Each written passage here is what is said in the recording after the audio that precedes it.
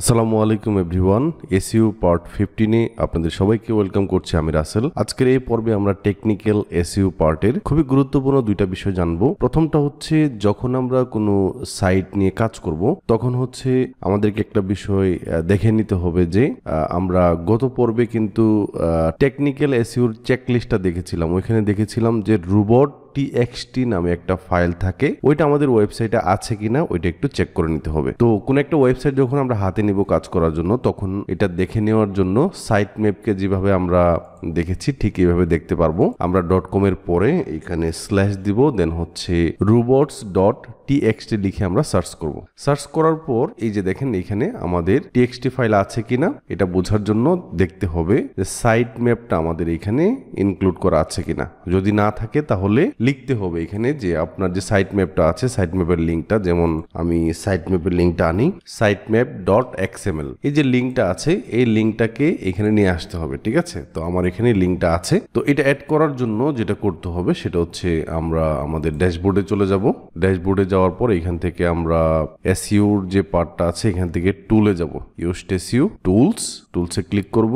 দেন হচ্ছে আমরা এখান থেকে এই যে দেখেন ফাইল এডিটর নামে একটা অপশন আছে, হ্যাঁ, ফাইল এডিটর, এখানে আমরা ক্লিক করব। ক্লিক করে আমরা এই যে দেখেন এইখানে সাইট ম্যাপটা এখানে অ্যাড করে নিতে হবে। এই সাইট ম্যাপটা অ্যাড করার মানে হচ্ছে আমরা গুগলকে জানিয়ে দিচ্ছি যে আমাদের এই যে ওয়েবসাইট আছে, ওয়েবসাইটে যে কন্টেন্টগুলো আছে, আমাদের ওয়েবসাইটে কি কি কন্টেন্ট আছে একটু দেখেন। আমাদের ওয়েবসাইটে কন্টেন্ট আছে, এটা আমি আমার ওয়েবসাইট দিয়ে দেখাচ্ছি, কিন্তু আপনি যে ওয়েবসাইট নিয়ে কাজ করবেন এটা হয়তোবা আরো অনেকগুলো কন্টেন্ট থাকতে পারে। এখানে হোম আছে, কোর্সের ভিতরে ফ্রি কোর্স, পেইড কোর্স, তারপর হচ্ছে আপনার student success, admission, blog, about us, contact us, অথবা আরো অনেক সেকশন থাকতে পারে, ক্যাটাগরিজ সেইগুলো থাকতে পারে যদি ই কমার্স ওয়েবসাইট হয়ে থাকে। আমরা গুগলকে জানিয়ে দিচ্ছি যে যারা এইখানে ভিজিট করবে তারা যাতে আমাদের এই কন্টেন্টগুলো ক্রল করতে পারে। ঠিক আছে, দ্বিতীয় যে বিষয়টা সেটা হচ্ছে আমরা এই ওয়েবসাইটে একটা অডিট করে নিব। হ্যাঁ, অডিট আমরা অনেক সময় দেখি 404 অথবা 404 এরর আসে। তো আমরা অডিট করার জন্য এই এসইএম রাশ অথবা যে কোনো টুল দিয়ে আপনি অডিট করতে পারেন। এখান থেকে আমরা বাম পাশে দেখেন সাইট অডিট নামে একটা অপশন আছে, on page and tag SEO এই অপশনে। তো আমরা এখন যেটা করব সেটা হচ্ছে এই সাইট অডিটে আমরা ক্লিক করব। সাইট অডিট ক্লিক করার পর অ্যাড নিউ প্রজেক্ট এখানে ক্লিক করব। দেন হচ্ছে আমাদের ডোমেইন নেমটা এখানে দিব। দেন হচ্ছে এখানে প্রজেক্ট নেম, তো মনে করেন যে RH রাসেল অডিট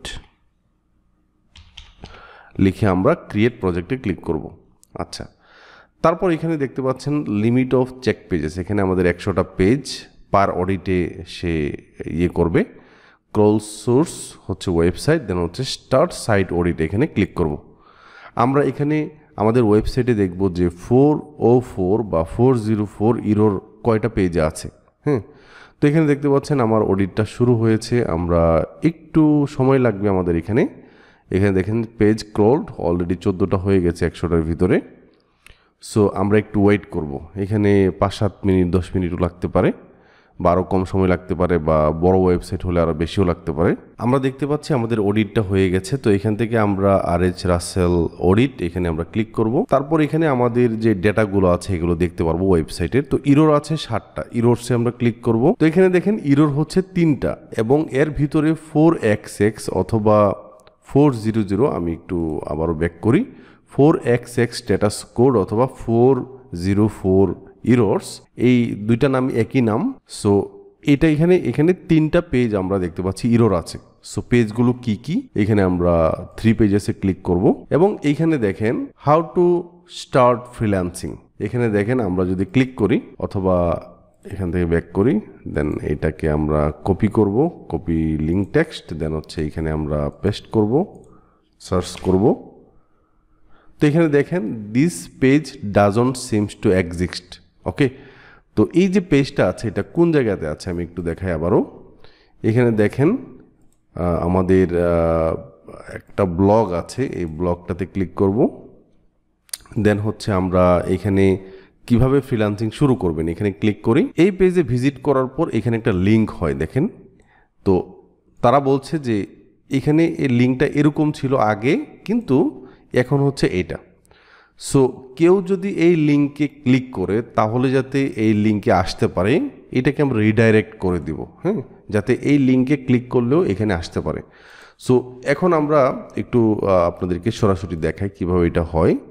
তো বাম পাশে যেতে হবে, এখান থেকে আমরা প্লাগইনসে যাব, অ্যাড নিউতে যাব।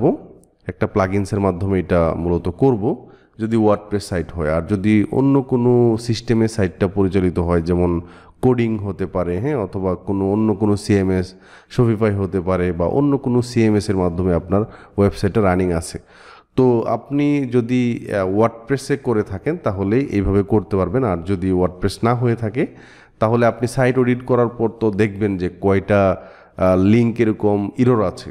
তো এটা আপনার যে ডেভেলপার আছে অথবা আপনার যে ক্লায়েন্ট আছে, বা আপনার যদি নিজের ওয়েবসাইট থাকে তাহলে আপনার তো ডেভেলপার থাকবে, ওনাকে বলতে হবে যে আমার এই পেজগুলো রিডাইরেক্ট করতে হবে, ঠিক আছে। তো রিডাইরেক্ট প্রসেসটা একটু দেখে নেন ওয়ার্ডপ্রেসের বেলায়। এইখানে আমাদেরকে সার্চ করতে হবে রিডাইরেক্ট, হ্যাঁ, রিডাইরেক্ট লিখে আমরা সার্চ করব। তো এইখানে একটা দেখেন, এখানে অনেকগুলো টুল আছে, যে কোনো একটা দিয়ে আপনি করতে পারবেন। তো এখানে আমি 301 রিডাইরেক্টস, ইজি রিডাইরেক্ট ম্যানেজার অথবা রিডাইরেকশন, যে কোনো একটা দিয়ে করলে হবে। ইনস্টল নাওতে ক্লিক করব, ইনস্টল হয়ে গেছে, অ্যাক্টিভেটে ক্লিক করব। দেন আমরা এখান থেকে এই যে দেখেন ম্যানেজ রিডাইরেক্ট, এখানে ক্লিক করব। দেন আমরা এই লিঙ্কটাকে, এই যে লিঙ্কটা অলরেডি এখানে কাজ করতেছে না, শো করতেছে না, এই লিঙ্কটাতে যদি কেউ আসে তাহলেও যাতে এই লিঙ্কে চলে যায়, সো আমরা এইভাবে রিডাইরেক্ট করব। সো আমার লিঙ্ক হচ্ছে এইটা, রিডাইরেক্ট ফ্রম, এখানে এটা, আর রিডাইরেক্ট টু হচ্ছে এই পেজ। সো এটাকে কপি করব, দেন হচ্ছে এইভাবে আমরা এখানে দিয়ে দিব। আচ্ছা, দেন হচ্ছে আমরা এখানে সেভ করে দিব। এখন আমরা যদি এই পেজটাকে এখন রিফ্রেশ করে, আগে তো ছিল এরকম the page doesn't seem to exist, এখন আমরা দেখব চেক করে যে এই পেজে যদি কেউ ক্লিক করে বা এই পেজে যদি কেউ আসতে চায় তাহলে এইখানে আসে কিনা। সো আমরা এখন যেটা করব, এখানে একটা রিফ্রেশ করব। রিফ্রেশ করার পরই দেখতে পারবো যে দেখেন আগে কিন্তু পেজ ডাজন্ট এক্সিস্ট এরকম দেখাতো, কিন্তু এখন কিন্তু এই পেজে চলে আসছে, ঠিক আছে। সো আপনি যে ওয়েবসাইট নিয়ে কাজ করবেন ওই ওয়েবসাইটে এরকম কোনো প্রবলেম আছে কিনা সাইট অডিট করে দেখতে হবে, কোনো প্রবলেম আছে কিনা, এবং এটাকে সলভ করতে হবে। আজকের পর্বটি পর্যন্তই। সবাই ভালো থাকবেন, সুস্থ থাকবেন, আল্লাহ হাফিজ।